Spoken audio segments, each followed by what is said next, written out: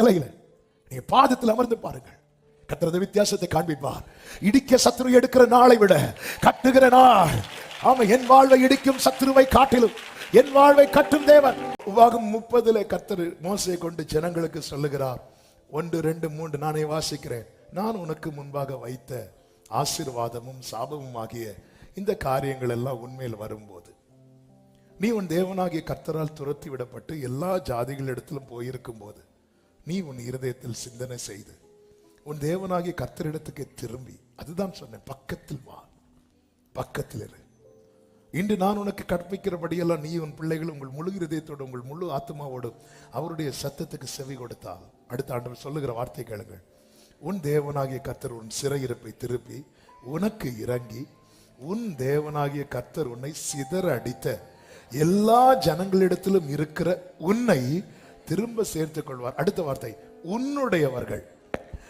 அது புருஷனோ மனைவியோ பிள்ளைகளோ சகோதரனோ சகோதரியோ, உன்னுடையவர்கள் வானத்தின் கடையான திசை மட்டும் துரத்துண்டிருந்தாலும் உன் தேவனாகிய கர்த்தர் அங்கே இருக்கிற உன்னை கூட்டி அங்கே இருந்து உன்னை கொண்டு வந்து உன் பிதாக்கள் சுதந்தரித்திருந்த தேசத்தை நீ சுதந்தரிக்கும்படிக்கு உன் தேவனாகிய கர்த்தர் அதில் உன்னை சேர்த்து உனக்கு நன்மை செய்து உன் பிதாக்களை பார்க்கிலும் உன்னை பெருக பண்ணுவார். கைகளை உயர்த்தி பக்கத்தில் இரு, பக்கத்தில் இரு. சத்துரு இந்த அளவுக்கு விளையாட காரணம் என்ன தெரியுமா? நீ கேப் உண்டாக்கிட்ட. நீ பக்கத்தில் இரு. கர்த்தர் அந்த வித்தியாசத்தை உண்டு பண்ணுவார். ஒரு புறம் சத்துருக்களை சிதறடிக்கிறார், இன்னொரு புறம் சிதற கிடக்கிற எலும்புகள் எல்லாம் ஒன்றோடு ஒன்று சேர பண்ணி நான் பார்த்து கொண்டிருக்கேன். நீங்க இதை இப்போவே நீங்க புருஷ மனைவி பிள்ளைங்க எல்லாரும் சேர்ந்து இருந்து சாப்பிட்ட நாட்கள் சிலருக்கெல்லாம் வருஷம் ஆச்சு இல்ல? சில சூழ்நிலையினால முடியல. சேர்ந்திருந்து ஒரே இடத்துல இருந்து சூழ்நிலை நிமித்தம் நீங்க அதை பார்க்க ஆரம்பிங்க. சூழ்நிலை தான் இப்படி 4 பேர் 4 பக்கத்துல பிரிச்சு வச்சிருக்கு. என்னதான் நம்மளை சால்வ் பண்ணிட்டு இருந்தாலும் சில வலி தானங்க. சேர்ந்திருந்து சிலரெல்லாம் தெரியும். நான் ஃபர்ஸ்ட் டைம் சிங்கப்பூர் போயிட்டு வரும்போது திருச்சி வழியா அந்த ஃப்ளைட்டு சென்னை போகுது. அவ திருச்சியில இருக்கும்போது என் கூட ஒருத்தர் டிராவல் பண்ணார். அப்போ அவர் சொல்றார் என்கிட்ட ஒரு வார்த்தை. அப்போ நானும் அதில் இருக்கு, நானும் திருச்சியில் இருந்து சேம் ஃப்ளைட்னால அதிலே இருக்கிறோம். அடுத்து திருச்சியிலேருந்து ஏறுறவங்க ஏறுறதுக்காக வெயிட்டிங். நாங்கள் அதே ஃப்ளைட்டில் இருக்கும்போது அவர் சொல்கிறார், பிரதர் நீங்கள் எங்கே பேசிகிட்டு இருக்கும்போது அப்போ அவர் சொன்னார், நீங்கள் சிங்கப்பூரில் வேலை பார்த்துட்டு ஊருக்கு போகிறீங்களா? அப்போ அவர் என்கிட்ட சொன்ன வார்த்தை, இது நான் சொல்கிறது 2007 நடந்தது. அப்போ அவர் சொன்ன வார்த்தை, பிரதர் நான் 7 வருஷம் கழித்து ஊருக்கு வரேன் அப்படின்னா. டாயெல்லாம் வாங்கிட்டு வர்றாரு. அதாவது குழந்தை பிள்ளைங்க வளர்ந்துருக்கும், பொம்மை இதெல்லாம் வாங்கிட்டு வர 7 வருஷம் கழிச்சு ஊருக்கு வரேன் அப்படின்னாரு. 7 வருஷம் எனக்கு அப்படிப்பட்ட ரொம்ப கஷ்டப்பட்டு சேர்த்து வச்சுதான் இப்போ ஊருக்கு ஃபேமிலியை பார்க்க வரேன் அப்படின்னாரு. இப்படி எத்தனை பேர் தெரியுமா? 3 வருஷம் கழிச்சு வருவாங்க, 2 வருஷம் கழிச்சு வருவாங்க. லீவ் விடுவோம், திடீர்னு ஒரு எமர்ஜென்சி ஒரு 5 நாள் லீவ் கிடைக்கும், இவங்க ஊருக்கு வர முடியாது. ஏன்னா டிக்கெட் ஃபேர்லாம் பார்த்தா ஹெவியா இருக்கும். சேர்ந்து இருக்கிற, அதாவது எப்பவுமே சேர்ந்திருக்க முடியாது. ஒரு கட்டத்தில் எல்லாரும் அவங்கவுங்க வேலையை பார்த்துருப்போம். ஆனா சேர்ந்திருக்க கிடைக்கக்கூடிய தருணத்தில் கூட சேர்ந்திருக்க முடியாத ஒரு வரும் தெரியுமா? அதான் பெயின். ஆண்டவர் எல்லாம் பார்க்கிறார். இந்த எலும்புகள் உயிரடையுமா? ஆண்டவர் அது உங்களுக்கு தான் தெரியும். இனி நாங்க குடும்பமா சேர்ந்திருந்து மகிழ முடியுமா? உங்களுக்கு தான் தெரியும். ஆண்டவர் சொல்ல, நீ என் பக்கத்துல இரு, நாளைக்கு இந்த அடையாளம் நடக்கும். நான் உன்னை விசேஷப்படுத்தி நான் வித்தியாசப்படுத்துவேன். நீ பக்கத்துல இரு. அடிக்கிற காற்றை பார்த்து ஆவேசம் என்று அப்புறமாய் போய் விடாதே. நீ ஆவேசம்னு சொல்லி போயிடாத. ஆமே, நீ பக்கத்துல வா, நீ பக்கத்துல வா. நேரம் போறதுனால. இரண்டாவது, பாதத்தில் இரு. எருசலேமின் அலங்கம் இடிக்கப்பட்ட செய்தி நெகேமியாவுக்கு வருகிறது. எல்லாம் தெரிந்த பகுதியினால நான் ரொம்ப டீட்டெயிலா போகிற அந்த வார்த்தைக்குள்ள மட்டும் போய் சொல்ல விரும்புகிறேன். இந்த செய்தி அவன் கேள்விப்படுகிறான். 3வது வசனத்தை பாருங்கள். அதற்கு அவர்கள் சிறையிருப்பில் இருந்து மீந்திருக்கிறவர்கள் அந்த தேசத்திலே மகா தீங்கையும் நிந்தையையும் அனுபவிக்கிறார்கள். அதாவது தீமையை அனுபவிக்கிறது கூட சகிச்சிடலாங்க, இந்த நிந்தை அனுபவிக்கிறது இருக்குல்ல. ஏன் நிந்தை வருது தெரியுமா? தீங்கு அனுபவிக்கிறதுனால. தாவீது சொல்றாரு, நான் வியாதியில் இருந்ததும் மக்கள் பேச ஆரம்பிச்சுட்டாங்க, தீரா வியாதி இவனை பிடித்து கொண்டது, அவன் எப்பொழுது சாவான். என்னை விசாரிக்கிறது மாதிரி விசாரிச்சுட்டு போய் விசாரிக்கும் போது வந்து பார்க்கறான், நான் சொல்றேன் எனக்கு தலைவலின்னு. அவன் போய் சொல்றான் அவனுக்கு தலையில ஏதோ கட்டின்னு. இப்படி சொல்றவங்களா இருக்கிறாங்க. அதான் என்னை விசாரிக்கிறவன் வெளியே போய் துர்ச்செய்தியே. அதனாலேயே நிறைய பேர் வந்து ஹாஸ்பிட்டல்ல இருந்தா வெளியே சொல்ல மாட்டோம். சொல்லுவாங்க, பாஸ்டர் நாங்கள் இந்த ஹாஸ்பிட்டல் இருக்கோம், பாஸ்டர் பேரு சொல்லாம ஜெபம் பண்ணுங்க. ஏன்னா பேரு சொன்னா அவங்களே ஹாஸ்பிட்டல் பேரு, ரூமு, அவங்களே ஆப்ரேஷனுக்கு டைமும் செட் பண்ணிடுவாங்க. போனது அவங்க இன்னொரு பேஷண்ட்டை பார்க்கறதுக்காக இருக்கும். பிரதர் உங்களுக்கு என்னாச்சு அப்படிதான் கேட்பாங்க. நம்மள ஹாஸ்பிட்டல்ல இருந்து ஒருத்தங்க பார்த்தாங்கன்னா, இங்க எதுக்கு வந்தீங்க அது வேற, உங்களுக்கு என்னாச்சு? நான் ஒருத்தங்களை பார்க்க தான் வந்தேன். அப்படியா?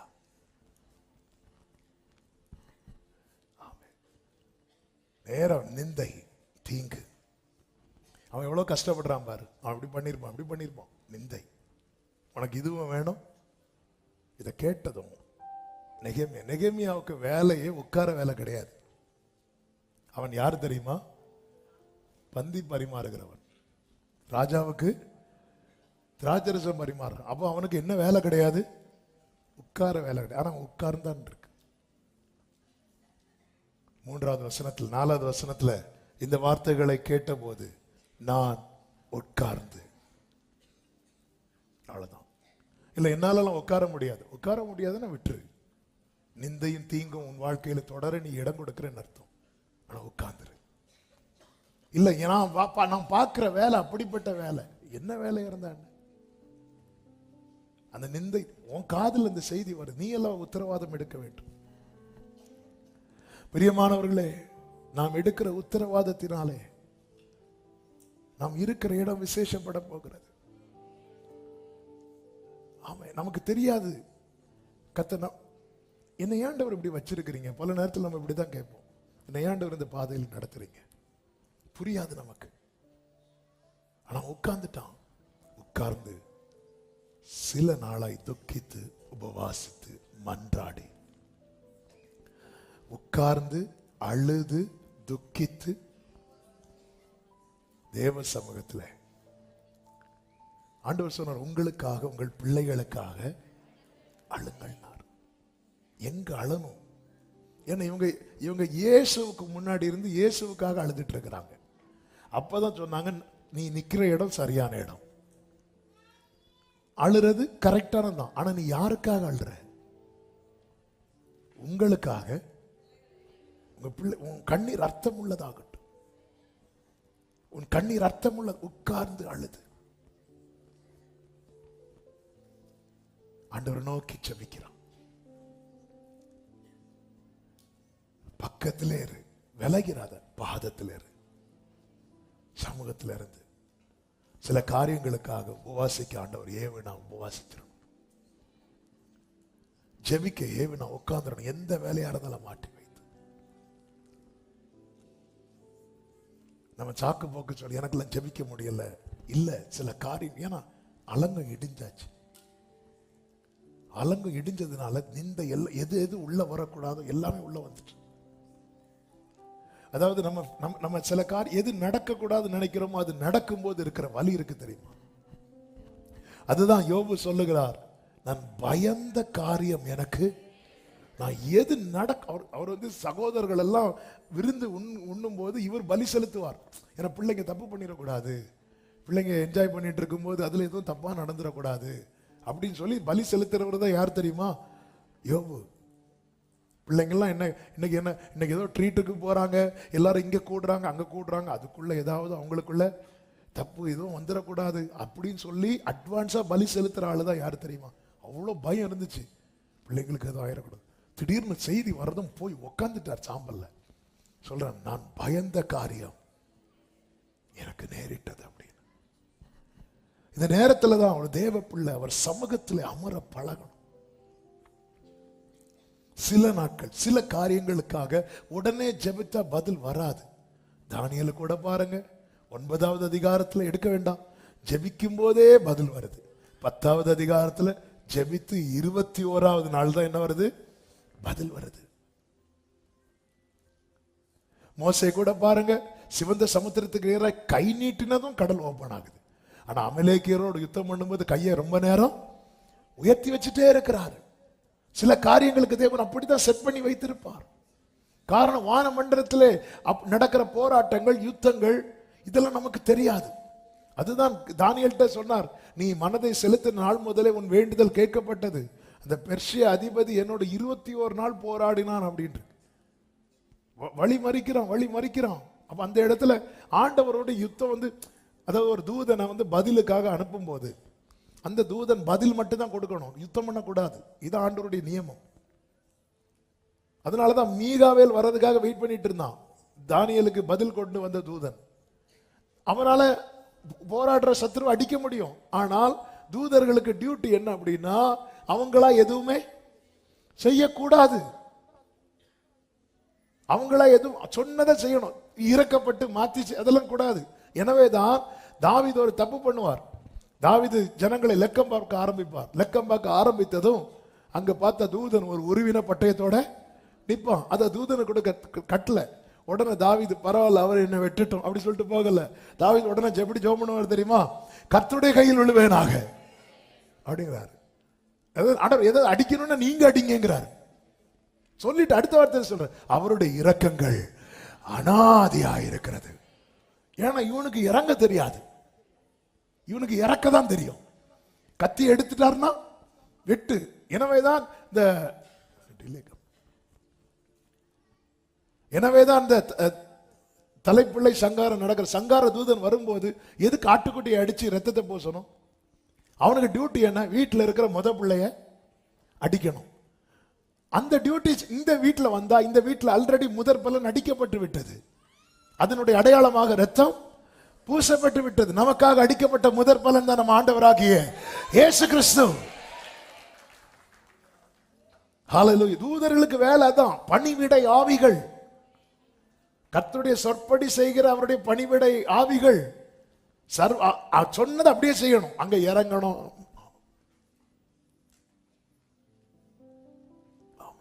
இரக்கம் உள்ள கர்த்தர். எனவேதான் தூதன் தானியேல்கிட்ட வரார். சரி, நான் டாபிக் மாறி பேசிட்டு இருக்கிறேன் நினைக்கிறேன், அதை கிளியர் பண்றேன். எதுக்கு அந்த தூதனால இல்ல, தூதன் வெயிட் பண்றான் மீகாவேல் வர. ஏன்னா மீகாவேலுக்கு டியூட்டி தான் என்ன தெரியுமா? வெட்டுறது. ஸோ மீகாவேல் எனக்கு சப்போர்ட் பண்ணான்னு அந்த அதிகாரத்தில் நம்மளால பார்க்க முடியும். கர்த்தருக்கு மாத்திரம் மகிமை உண்டாவதாக. அப்போ தேவ பிள்ளைகளை சில காரியங்களுக்காக உட்கார்ந்து சோர்ந்து போகக்கூடாது. அதனாலதான் சோர்ந்து போகாம ஜெபிக்கிறதுக்கும் கர்த்தர் ஒரு உவமையை சொல்லுவார். சொல்லியிருக்கிறார்ல, லூக்கா சுவிசேஷம் 18வது அதிகாரம். இந்த இடத்துல நடந்தது என்ன தெரியுமா? கர்த்தர் வித்தியாசத்தை உண்டு பண்ணுகிறார். இவங்க அலங்கத்தை கட்ட ஆரம்பிக்கும் போது சன்பலாத்தும் தொபியாவும் போன்றவர்கள் எதிர் டீம்ல இருந்து அதை எப்படியாவது முடக்க வேண்டும் என்று பார்த்தார்கள். அதில் அவர்கள் சொன்ன ஒரு வார்த்தை உண்டு. என்ன வார்த்தை தெரியுமா? 4வது அதிகாரம் அதனுடைய 2வது வசனத்துல, அந்த அற்பமான யூதர் செய்கிறது என்ன? அவர்களுக்கு இடம் கொடுக்கப்படுமோ? பலியிடுவார்களோ?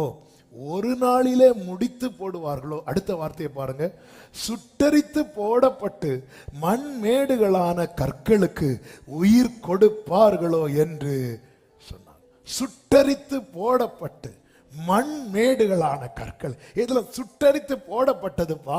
இதுக்கு நீ இவங்க உயிர் கொடுப்பாங்களா? உயிர் கொடுக்கப்பட்டதல்லவா?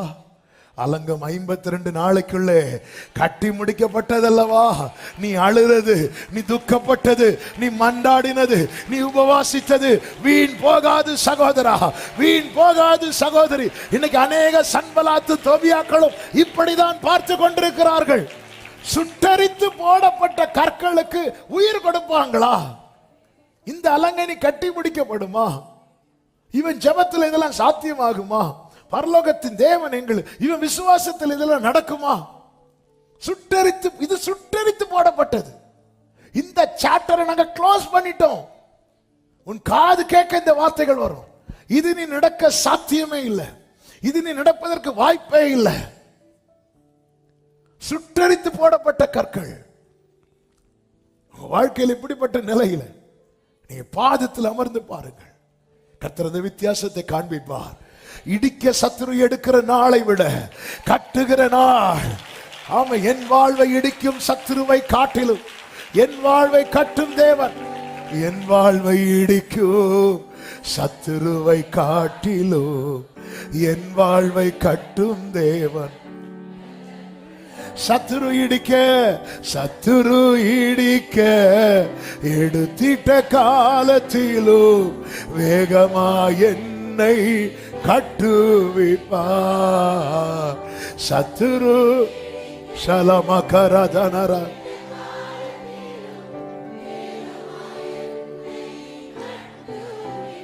சுட்டரித்து போடப்பட்டது என்று சன்பலாத்து சொல்லும் போது அவன் கூட சேர்ந்து நீ இசைப்பாட்டு பாடாத. ஆமா, அது சுட்டரித்து போடப்பட்டதுதான், இனி இது வாய்ப்பு அப்படி சொல்லிராத. அவன் சொல்லி கொண்டுதான் இருப்பான். ஆனா உன் கண்களை ஏறெடுத்து பார். நீ எங்கே அமர்ந்திருக்கிறாய்? என் வாழ்வை இடிக்கும் சத்துருவை காட்டிலும் என் வாழ்வை கட்டும் தேவன். சத்துரு இடிக்க எடுத்திட்ட காலத்திலும் வேகமா என்னை கட்டுவிப்பார். சத்துரு சலமகரதனர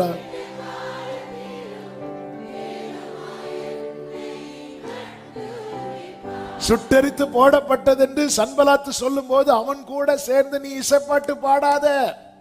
ஆமா, அது சுட்டரித்து போடப்பட்டதுதான், இனி இது வாய்ப்பு அப்படி சொல்லிராத. அவன் சொல்லி கொண்டுதான் இருப்பான். ஆனா உன் கண்களை ஏறெடுத்து பார். நீ எங்கே அமர்ந்திருக்கிறாய்? தேவை, அது நல்ல பங்கு. ஆண்டவர் சமூகத்தில் அழணுமா?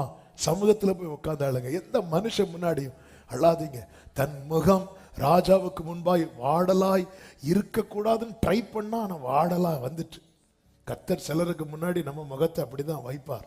அப்படி வைக்கிறதுனால நமக்கு தயவு கிடைக்கும். அதுக்காக எல்லாருக்கும் முன்னாடி போயிருந்துட்டு அப்படி இருக்காதீங்க, அடிதான் கிடைக்கும். ஆமென். உள்ளம் அப்படி குமுறுது.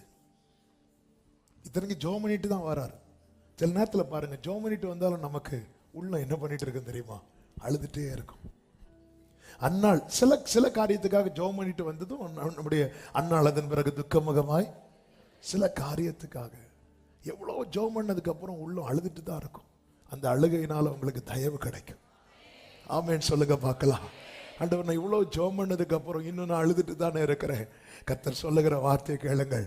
அதனால உங்களுக்கு ராஜாவின் தயை கிடைக்கும். நல்ல கைகளை தட்டி. மூன்றாவது, வலி செலுத்தி கொண்டிரு. வலி செலுத்தி கொண்டு நேர போறதுனால குயிக்கா நான் சொல்லி முடிக்கிறேன். நமக்கு தெரியும், எண்ணாகமும் 17வது அதிகாரத்துல அங்கே கர்த்தர் ஒரு வித்தியாசத்தை உண்டு பண்ணுகிறார். என்ன வித்தியாசம் தெரியுமா? ஆரோனுடைய கோலை துளிர்க்க பண்ணி மற்றவர்களுக்கும் ஆரோனுக்கும் கர்த்தர் ஒரு வித்தியாசத்தை உண்டு பண்ணுகிறார். இதை கர்த்தர் செய்வதற்கான காரணம் உண்டு. அந்த காரணம் 16வது அதிகாரத்தில் சொல்லப்பட்டிருக்கிறது. எல்லாரும் மோசேக்கும் ஆரோனுக்கும் விரோதமாய் முறுமுறுக்க ஆரம்பிச்சிருவாங்க. மோசையை கூட விட்டுருவாங்க, ஆரோன் எல்லாம் விட மாட்டாங்க. நம்ம எல்லாம் ஆரோன் அவ்வளோ கஷ்டப்பட்டார். அதனாலதான் அவர் கண்டுக்குட்டியை செய்ததுக்கு காரணம் என்ன தெரியுமா? ஜனங்களுடைய டார்ச்சர். இந்த ஆரோனை பாருங்க, உண்மையிலே மோசே நேம் தான் வெளியே வந்துட்டே இருக்குது. ஆரோன் பேர்லாம் ரொம்ப அடிபடும். ஆனால் தேவன் அவனை தெரிந்தெடுத்தார். ஆரோனை போல் அழைக்கப்பட்டால் ஒளி என்று பைபிள்ல இருக்கிறது. கர்த்தர் எல்லாவற்றையும், அழைக்கப்பட்டவன் நிந்திக்கப்படுவது, அழைக்கப்பட்டவன் அவமானப்படுத்தப்படுவது, அழைக்கப்பட்டவன் ஒதுக்கப்படுவது எல்லாவற்றையும் பார்த்துவிட்டு கர்த்தர் எப்பவுமே சும்மா இருப்பார் நினைக்காதீங்க. ஒரு நாளை கர்த்தர் அவர்களுக்காக வைத்திருக்கிறார். இங்க என்னாச்சுன்னா, ஏன் இவங்க மட்டும் தான் பலி செலுத்துவாங்களா, நாங்க செலுத்தக்கூடாதுன்னு கோராக் உட்பட ஒரு கூட்டத்தார் எழும்பிட்டாங்க. இந்த ஆரோன் ஜனங்களுக்காக நிற்கிறான், கர்த்தருடைய சமூகத்தில் நிற்கிறான், அவ்வளோ பலி செலுத்துறான், அவ்வளோ டெடிகேஷனோட நிறைய காரியத்தை செய்யறான். அப்படியே அவனை தட்டி விடுறாங்க. இதனால தேவ கோபம் உண்டு. கர்த்தர் அடித்தார் என்று பைபிள்ல இருக்கு. வாதை எழும்புது, பூமி பிளந்தது, அக்கினி பட்சித்தது, வாதை தொடங்குது. உண்மையிலே ஆரோன் என்ன பண்ணிருக்கலாம் தெரியுமா? இனி இந்த ஜனங்களுக்காக நல்லா ஜெபம் பண்ண வேண்டிய, பல நேரத்தில் பாருங்க நம்ம குடும்பத்துக்காக உத்தரவாதம் எடுத்து ஜெபம் பண்ணுவோம், நம்மளை அப்படியே ஓரங்கட்டுவாங்க பாருங்க, நம்மளை ஒதுக்குவாங்க பாருங்க, நம்மளை அப்படி தனியாவே விட்டுருவாங்க. அந்த நேரத்தில் நமக்கு என்ன தோணும் தெரியுமா? இனி இவங்களுக்காக ஜெபம் பண்ணி இல்ல. இதுதான் கர்த்தர் சொல்லுகிறார், நீ பலி செலுத்துறத விட்டுறாத. இப்போ ஜனங்களுக்குள்ளே வாதை தொடங்கின போது மோசே ஆரோனை எப்படி பார்க்கிறான். ஆரோனை பார்த்து சொல்லுகிறார், 16வது அதிகாரம் 46வது வசனத்துல மோசே ஆரோனை நோக்கி, நீ தூப கலசத்தை எடுத்து பலிபீடத்தில் இருக்கிற அக்கினியை அதில் போட்டு, அது அர்த்தம் என்ன தெரியுமா? இதுக்கு முன்னாடி இவர் தான் இதை செஞ்சுட்டே இருந்தார். அந்த டியூட்டியை நீ ஸ்டாப் பண்ணிடாத, உன் ஜெபத்தை நீ விட்டுறாத. உன் புருஷனுக்காக, உன் மனைவிக்காக, பிள்ளைகளுக்காக, உன் குடும்பத்தின் ஆசீர்வாதத்துக்காக, குடும்பத்தின் ரட்சிப்புக்காக, உன் உறவுகளின் ரட்சிப்புக்காக அந்த அக்கினியை போட்டு நீ பண்ணிட்டு இருந்திய ஸ்டாப் பண்ணிராத. உன் ஜெபத்தை தடுக்கிறது மாதிரி பேசுறவங்க வாழ்றது கூட உன் ஜெபத்தினாலதான். ஸ்டாப் பண்ணிராத. நீ போய் பலிபீடத்தில் இருக்கிற அக்கினியை அதில் போட்டு அதன் மேல் தூப வர்க்கம் இட்டு சீக்கிரமாய் சபையினிடத்தில் போய் அவர்களுக்காக பாவ நிவர்த்தி செய். கர்த்தருடைய சந்நிதியிலிருந்து கடும் கோபம் புறப்பட்டது, வாதை தொடங்கிட்டு என்றான். உடனே ஆரோன், நான்லாம் இனி போக மாட்டேன்.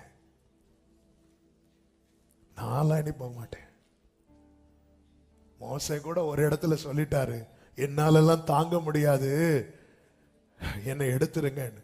ஆரோன் சொல்லல. ஆரோனுடைய கோலை தான் போட்டு ஏன்னா மோசே சொல்லிட்டாரு. அப்போ ஆரோனை ஆண்டவர் சப்போர்ட்டிவா நிறுத்தி ஆரோனை வச்சுதான் கோலை போட வச்சிட்டு இருக்கிறார். இந்த ஆரோனால ஜனங்களுக்கு எத்தனை நன்மைகள், எத்தனை பேருக்காக இந்த ஆரோன் ஜெபித்து எத்தனை நன்மைகளை வாங்கி கொடுத்தான். அவனுக்கு இன்னும் ஒரு நன்மையும் வேதத்துல காட்டவில்லையே. இந்த ஆரோன் கர்த்தருடைய சமூகத்தில் நின்றதுனால எத்தனை ஜனங்களுக்கு நன்மைகள், எத்தனை ஜனங்களுக்கு ஆசீர்வாதங்கள், எத்தனை பேர் ஆண்டவரை அறிந்தார்கள், ரட்சிப்புக்குள்ள வந்தாங்க. ஆனா ஆரோனுக்கு லைஃப் இப்படி இருக்கும்போதுதான் ஆரோனுடைய பிரேயர் லைஃபையே கொஸ்டின் பண்ற அளவுக்கு, குற்றப்படுத்துகிற அளவுக்கு ஒரு நிலைமை இருக்கும்போது வாதை ஆரம்பிக்குது. ஆரோன் சைலண்ட் ஆயிட்டானா பிரச்சனை பெருசாயிரும். எனவே நீங்க யாரோ ஏதோ சொல்றாங்கன்னு சொல்லி உங்க ஜெபத்தை விட்டுறாதீங்க. மோசேக்கு தான் விஷயம் தெரியும், தேவர் சாயலை காண்கிற மோசேக்கு தான் தெரியும் இந்த ஆரோனுக்குள்ள இருக்கிற கிஃப்ட். வாத ஸ்டார்ட் ஆயிட்டுப்பா, நீ போய் அவர்களுக்காக பாவ நிவர்த்தி செய். மோசே சொன்னபடியே அந்த வசனத்தை நீங்க பாத்தீங்கன்னா தெரியும். 47வது வசனம், மோசே சொன்னபடி ஆரோன் அதை எடுத்துக்கொண்டு சபையின் நடுவில், மோசே ஓட சொன்னாரா? போன்னு சொன்னாரு. ஆரோன் இன்னும் மெதுவா போயிருக்கலாமே, நாளைக்கு பார்த்துக்கலான்னு போயிருக்கலாமே. அவன் உத்தரவாதம் எடுக்கிறான். இவ்வளவு முறுமுறுக்கிறாங்க, இவ்வளவு நிந்திக்கிறாங்க, இவ்வளவு ஒதுக்குறாங்க, அவன் வாயை அடைக்கிறாங்க. ஆனாலும் ஜனங்களுக்காக அவன் உத்தரவாதம் எடுத்த போது வாதையை நிறுத்திட்டாரு. வாதையை நிறுத்திட்டு கர்த்தர் சொல்றாரு, இனி நான் இப்படி சும்மா இருக்க மாட்டேன்.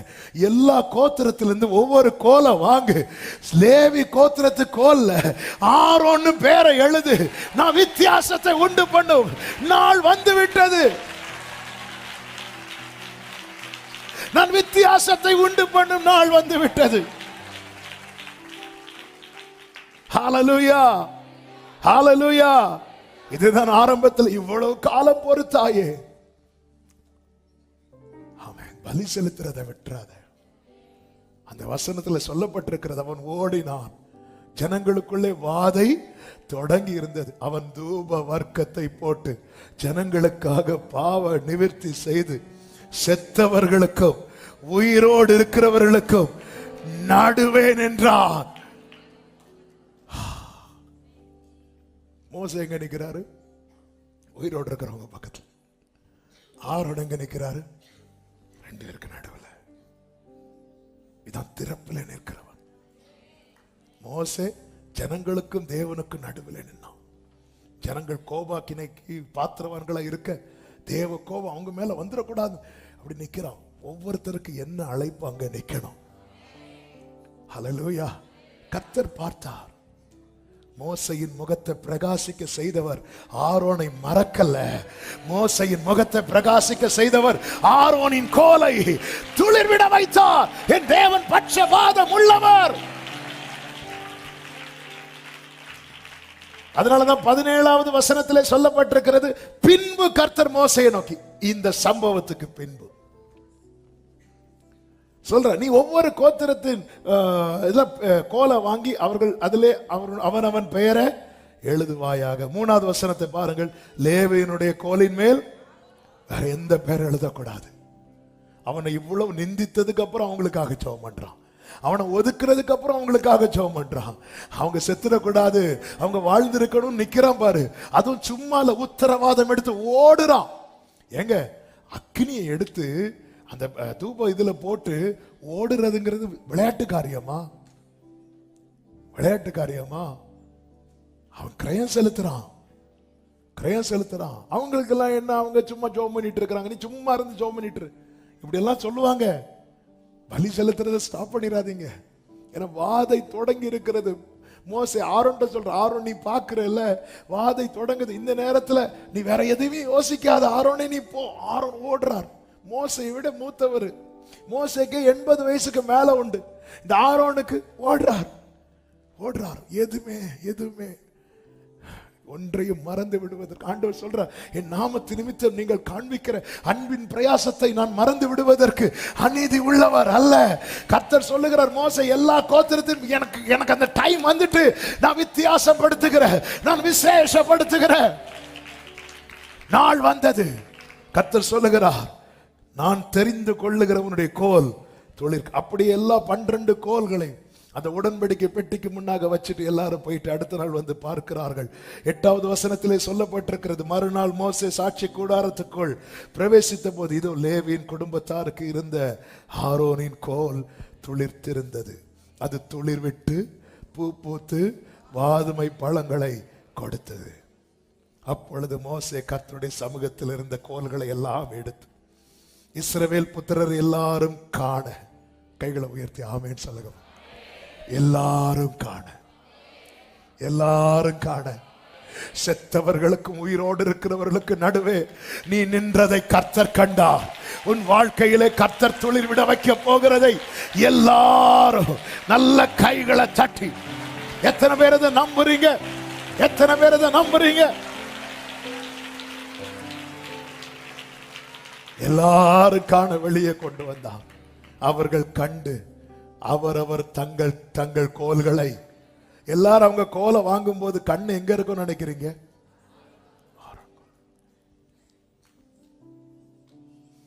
ஆகாது என்று தள்ளின கல்லை.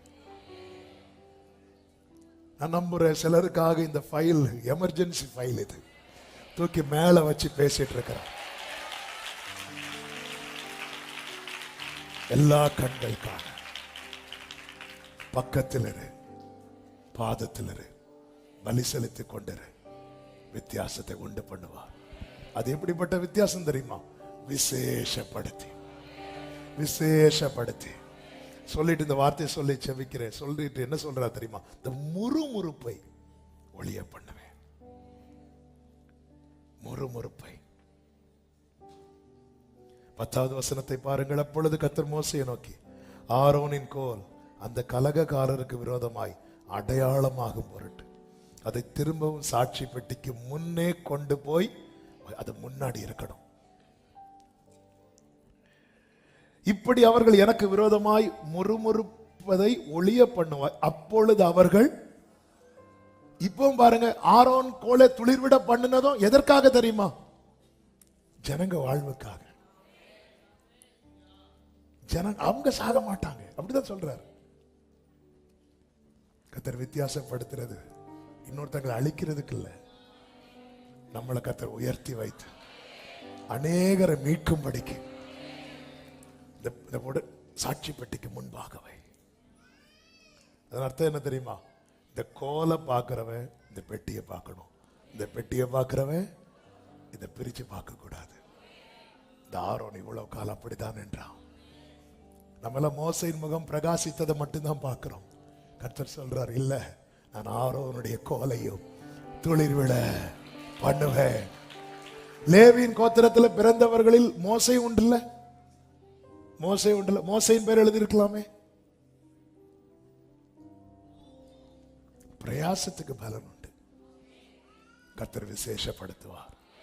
நீ அவ்வளவு ஒதுக்குனதுக்கு அப்புறம் உனக்காக ஓடி போறான், உனக்கு ஒரு கஷ்டம்னா போய் பாதத்துல விழுறான். கர்த்தர் எல்லா கண்கள் காண கர்த்தர் விசேஷப்படுத்தி வித்தியாசத்தை உண்டு பண்ணுவார். நல்ல கைகளை தட்டி ஆமென் சொல்லுங்க. எல்லாரும் அப்படி எழுந்து நிற்கலாமா? ஆமென். நீர் இருக்க கவலை எனக்கு இல்லையே, நீரெல்லாம் சீமாயினர்.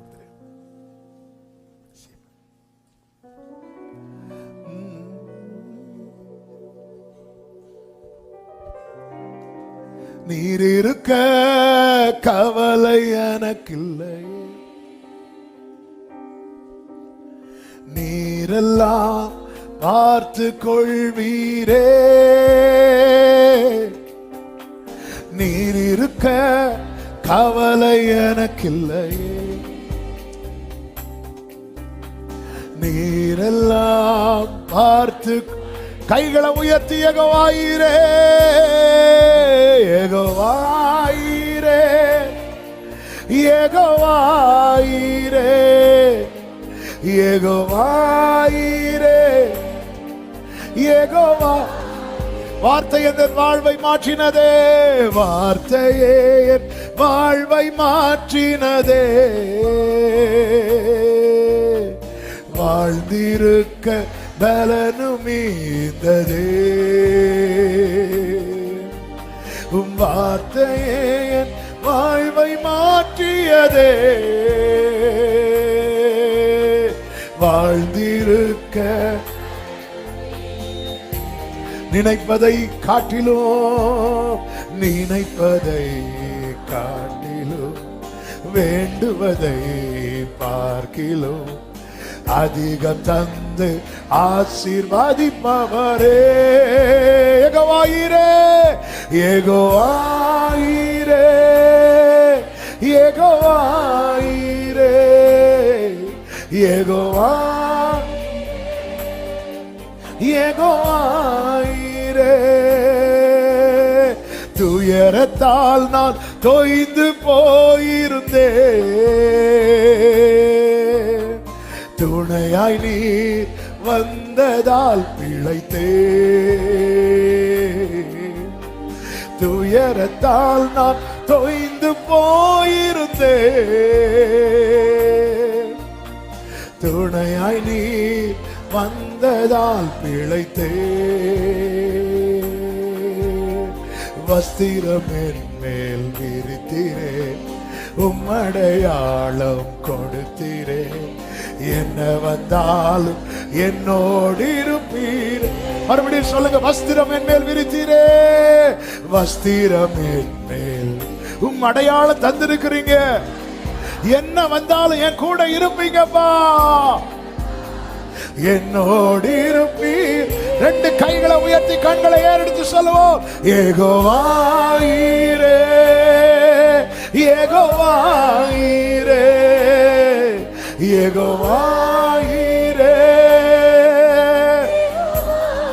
சொல்லுங்க, யெகோவாயிரே, யெகோவாயிரே,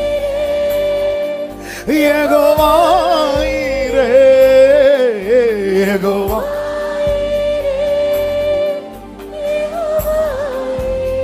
ரெண்டு கைகளை உயர்த்தி 2 நிமிஷம் ஜெபம் பண்ண போறோம். ஹல்லேலூயா. விசேஷப்படுத்தி வித்தியாசத்தை உண்டு பண்ணும். விசேஷப்படுத்து. நீங்க ஆண்டவருடைய மாஸ்டர் பீஸ் அப்படிங்கிறத எல்லாரும் பார்க்க போறாங்க. கைகளை உயர்த்தி ஆண்டவர் சொல்ல பக்கத்திலே இரு. வேற யார்ட்ட பெர்மிஷன் கேட்காத அலோவ் பண்ண மாட்டாங்க. போயிடாத, பக்கத்திலே இரு, பாதத்திலே இரு, பலி செலுத்தி கொண்டே இரு. தெரியும் தெரியும், ஆனாலும் வாத நிறுத்தணும்னா வாஞ்சம் தான். செத்தவர்களுக்கும் உயிரோடு இருக்கிறவர்களுக்கு நடுவில் நிக்க வச்சுட்டாரா? நடுவில் நிக்க வச்சுட்டா. என்ன இப்படி கொண்டு நடுவில் நிக்க வச்சுட்டீங்க. நான் ஒரு வித்தியாசத்தை உண்டு பண்ணுவேன். உன் கோல் துளிர் விடுவதை எல்லா கண்களும் காணும். எல்லா கண்களும் காணும்.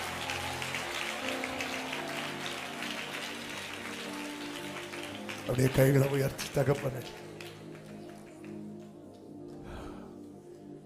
அந்த வித்தியாசத்தை உடைய பிள்ளைங்க வாழ்க்கையில் நீ செய்ய போகிறதற்காக ஸ்தோத்திரம்.